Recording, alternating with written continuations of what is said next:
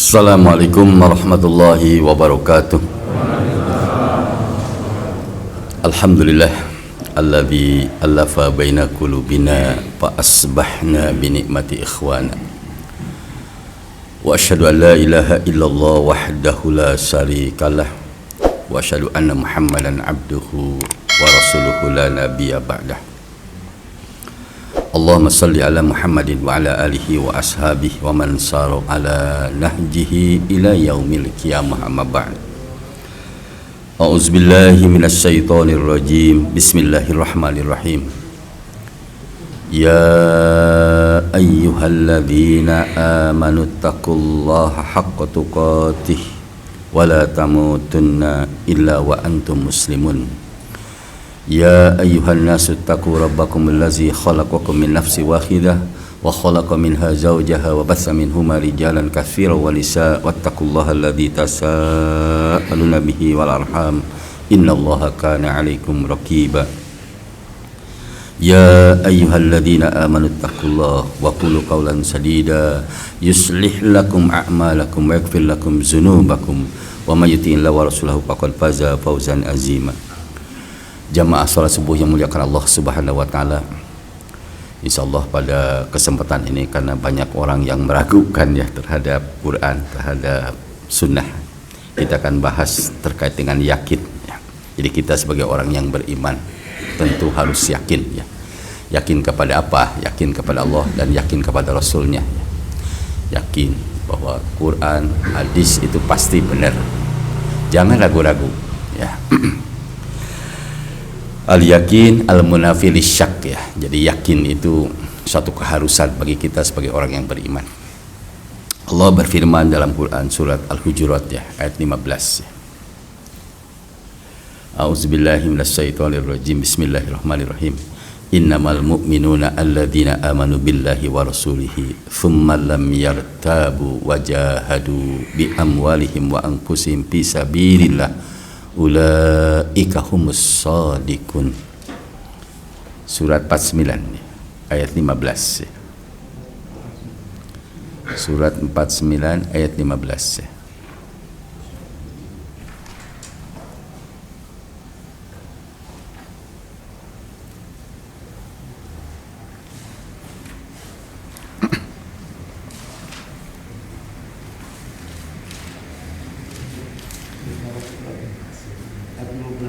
Ayat 15 ya. Sesungguhnya orang-orang mukmin yang sejati adalah mereka yang beriman kepada Allah dan Rasul-Nya. Kemudian mereka tidak ragu-ragu dan mereka berjihad dengan harta dan jiwanya di jalan Allah. Mereka itulah orang-orang yang benar. Sesungguhnya orang yang beriman yang benar yang sejati. Berarti ada iman yang orang beriman yang palsu, berarti ya. Ada orang yang beriman yang palsu ya, yang tidak benar gitu kan, yang disebut munafik ya. Orang munafik itu kan ngakunya beriman tapi dia palsu ya. Kalau kita lihat Quran itu, wa minan nasi may yaqulu amanna billah wa bil yaumil akhir wa ma hum bimu'minin, kan gitu kata Allah kan, yukhadi'una Allah walladzina amanu wa ma yakhda'una illa anfusahum wa ma yash'urun fi qulubihim marad fazadahumullahu marada walahum adzabun alimum bima kanu yakdzibun. Itu luar biasa ya.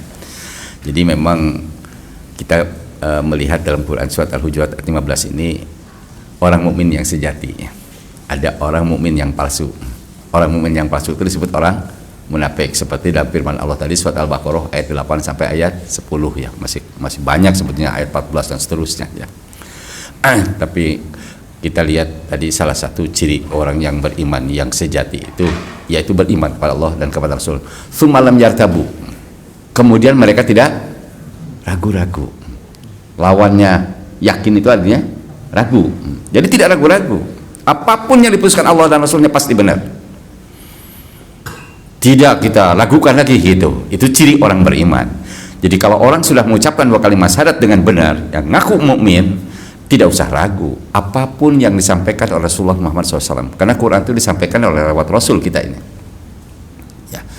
Walaupun kita ini lewat para sahabat terus lewat kemudian tabi'in, tabi'ut tabi'in, terus para ulama, sampailah ke kita, dan itu mutawatir ya, dari orang banyak kepada orang banyak, dan itu pasti benarnya gitu ya. Jadi yang namanya Quran, hadis, asal hadis dari Nabi ya, pasti benar.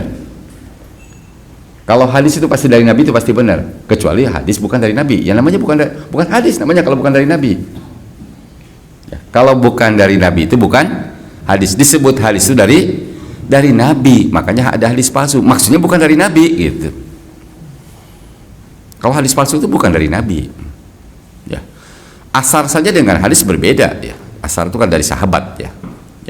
Asar sahabat aja luar biasa ya, itunya apa keistimewaannya gitu ya. Makanya kan orang yang mencaci sahabat saja termasuk orang-orang yang tidak benar ya. Ciri orang yang tidak benar itu salah satu di antaranya orang yang mencaci para sahabat. Kalau orang sudah berani mencaci sahabat, apalagi mencaci Nabi gitu. Apalagi tidak percaya dengan Nabi gitu ya. Salah satu di antaranya umpamanya, man kana akhiru kalamihi la ilaha illallah dakhalal jannah, itu hadis itu ya. Dalam hadis yang lain, man mata ya, man mata wa huwa ya'lamu la ilaha illallah dakhalal jannah, sama juga hadis juga. Jadi barang siapa yang mati dan dia tahu ya tentang la ilaha illallah, maka dia masuk surga. Itu hadis itu. Man kana akhiru kalami la ilallah dakhalal jannah. Barang siapa yang di akhir hayatnya mengucapkan dua kalimat la ilaha illallah, dia masuk surga. Itu hadis itu. Nah, sekarang mudah nggak mengucapkan itu? Tidak semudah itu gitu. Jangan seperti begini, kebayangkan gitu kan. Orang kalau nanti ditanya di alam kubur itu ya, siapa Tuhanmu gitu, siapa imammu, gampang lah, hafalkan sekarang. Walaupun Anda menghafalkan, kalau Anda tidak beriman kepada Allah dengan benar, tidak akan bisa Anda jawab. Anda harus yakin itu ya. Dikira dengan dihafalkan sekarang itu marrobuka, siapa Tuhan, dijawab lah Allah, kalau gitu kan. Itu kalau Anda tidak beriman kepada Allah, tidak akan bisa menjawab. Jadi man kana airu kalami la ilaha illallah jannah, itu tidak semudah itu orang mengucapkan dua kalimat syahadat. Makanya sekelas Abu Thalib saja gitu ya, orang yang jasanya luar biasa hebat ya gitu. Itu Abu Thalib itu kalau lihat jasa pantasnya masuk surga ya. Kalau dengan kita aja kalau lihat jauh lah, dia bela nabinya itu wah, bahasa kasarnya gitu ya. Jadi kalau Anda ingin mencoba-coba mendekati Muhammad, langkahi lumayat gua, kan gitu kasarnya lah gitu. Diperjuangkan mati-matian, tapi pada saat mau meninggalnya, pada saat mau wafatnya, itu ditalkin kalau Rasulullah, dan beliau tidak menerima talkin itu. Datang Abu Jahal dengan teman-temannya, dan dia menyampaikan ajaran-ajaran di zaman zaman jahiliyah ya, sesuai dengan ajaran yang dibawa oleh Abdul Muthalib ya, kakeknya itu. Lantas dia mengiyakan, lantas dia wafat. Bayangkan ya. Makanya turunlah Quran, di antaranya surat At-Taubah ayat 113 ya. Ayat 113. Coba lihat Quran surat At-Taubah ayat 113 ya. Surat 9 ya. Surat 9 ayat 113 ya.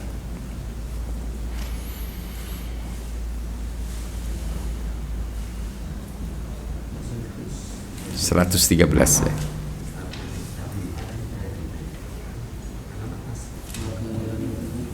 Surah 9 ayat 113 ya. Terjemahnya aja lah. Nah.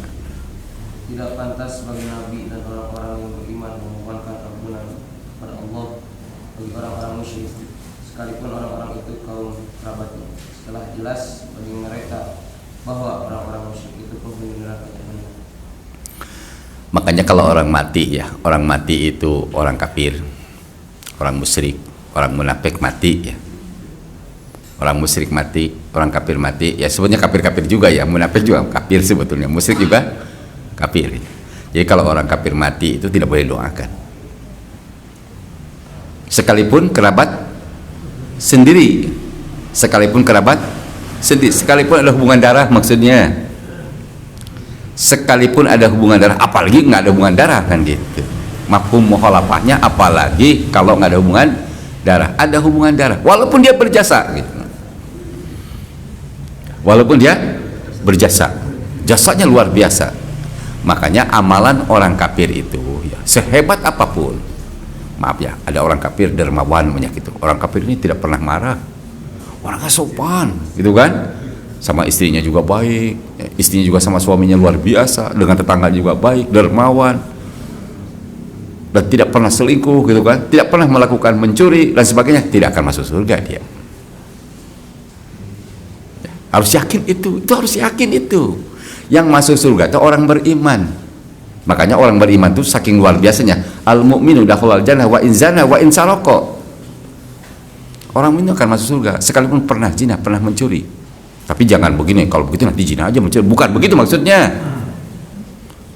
Nanti masuk neraka dulu, mau masuk neraka.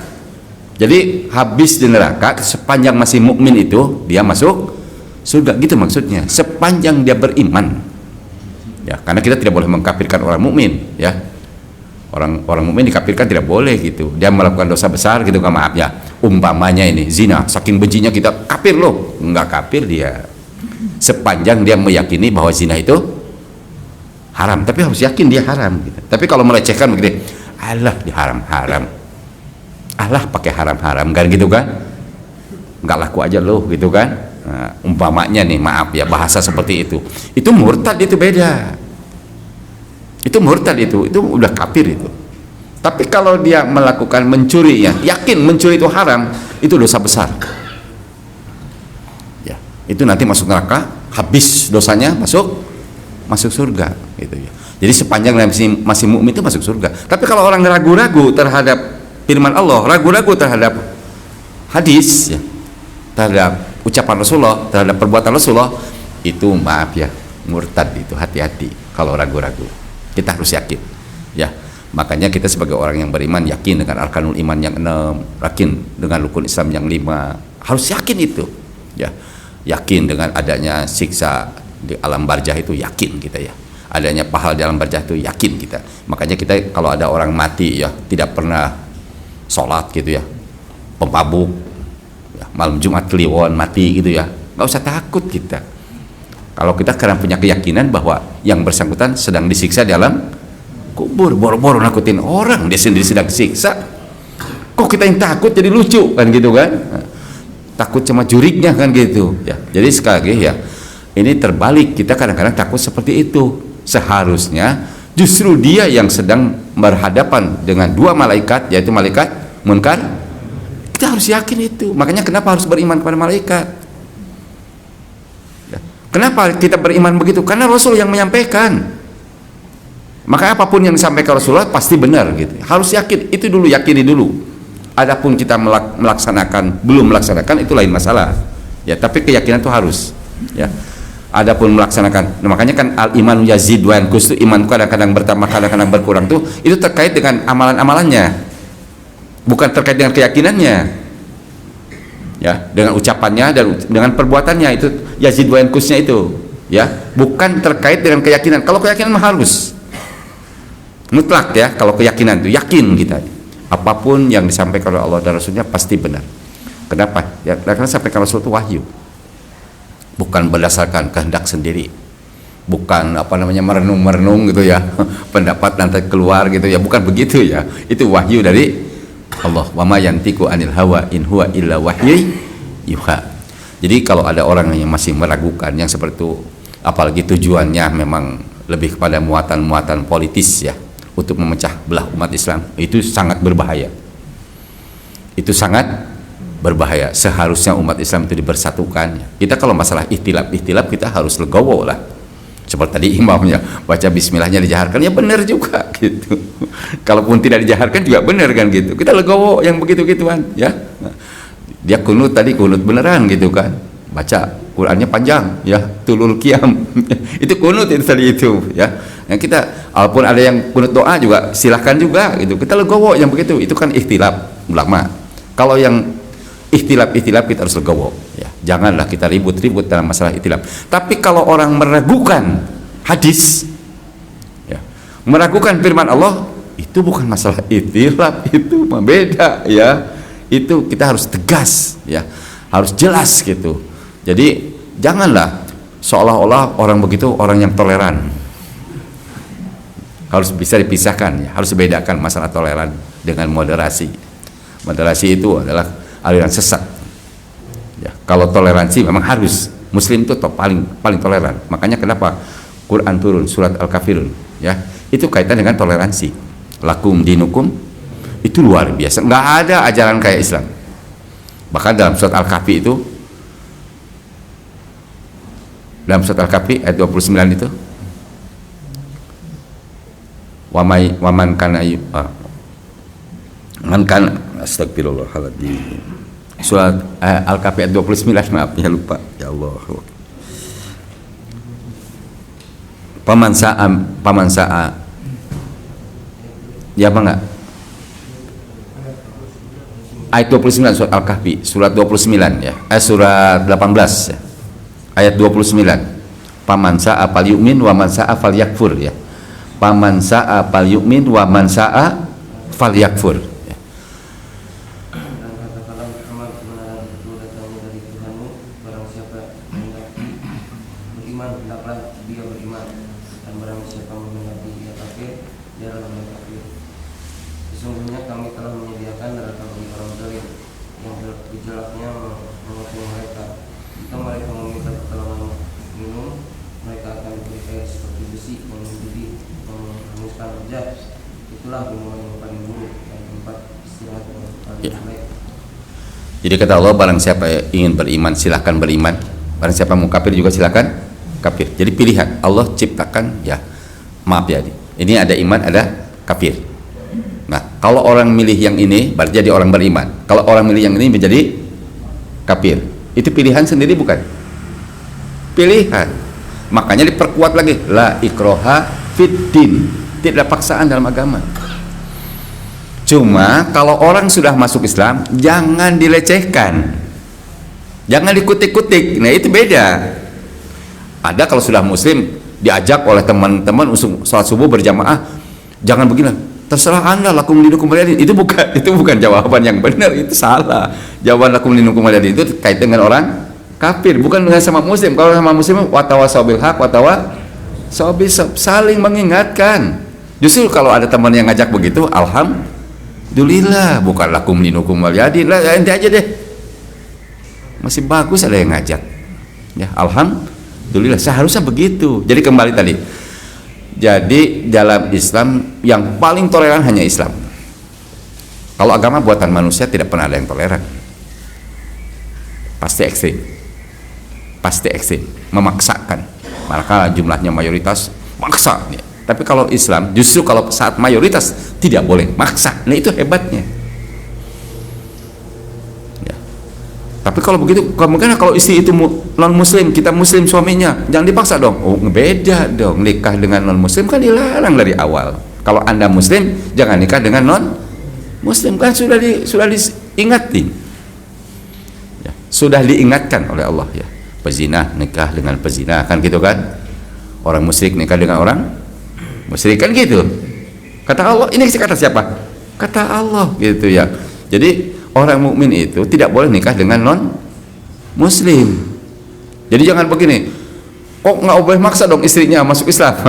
Kok gitu, nggak boleh dong anaknya juga dipaksa. Kalau udah dewasa biarkan aja, pilihan kan ada firman Allah, ya ayyuhalladzina amanu qu anfusakum wa ahlikum naro, kan gitu ya. Jadi janganlah dicari-cari. Kalau masih ingat kan dulu kalau nikah dengan non muslim itu tidak boleh, surat apa itu, masih ingat gak? Yang masih muda ini, masih kecil, yang masih muda yang pakai surat apa tuh, ingat-ingat, masih muda masih ingat, wala tankihul musyrikati hatta yu'mina wala amatun mu'minatun khairu musyrikatin walau a'jabatun wala tankihul musyrikina hatta yu'minu wala abdun mu'minun khairu musyrikin walau a'jabakum ulaika yad'una ilan nar wallahu yad'u ilal jannah. Surat apa itu, Dek? Al-Baqarah ayat benar 221 ya. Ya, 221 betul. Al-Baqarah ayat 221. Coba lihat ya. Jadi jangan di ini ya, jangan dipelintir-pelintir ya. Kok nikah sama istrinya dimaksa masuk Islam? Ya. Coba silakan. Dan janganlah kamu nikahi perempuan musyrik sebelum maka sahaya perempuan yang beriman lebih baik daripada perempuan musyrik. Dia menarik hatimu, dan janganlah kamu menikahkan orang-orang musyrik dengan perempuan yang beriman sebelum mereka beriman. Sungguh amat sahaya laki-laki yang beriman lebih baik dari laki-laki musyrik, meskipun dia menarik hatimu. Mereka mengajak ke neraka, sedang Allah mengajak ke surga dan ampunan dengan izinnya. Allah menjelaskan ayat-ayatnya kepada manusia agar mereka mengambil pelajaran. Jadi nikah dengan perempuan musyrik itu tidak boleh ya, laki-laki yang beriman. Sebaliknya juga ya, perempuan yang beriman nikah dengan laki-laki yang musyrik juga tidak boleh gitu. Apalagi ya, apalagi kalau perempuannya muslimah ya nikah dengan laki-laki musyrik. Nah pertanyaannya, apakah yang non muslim itu semuanya musyrik? Ya, jawabannya iya.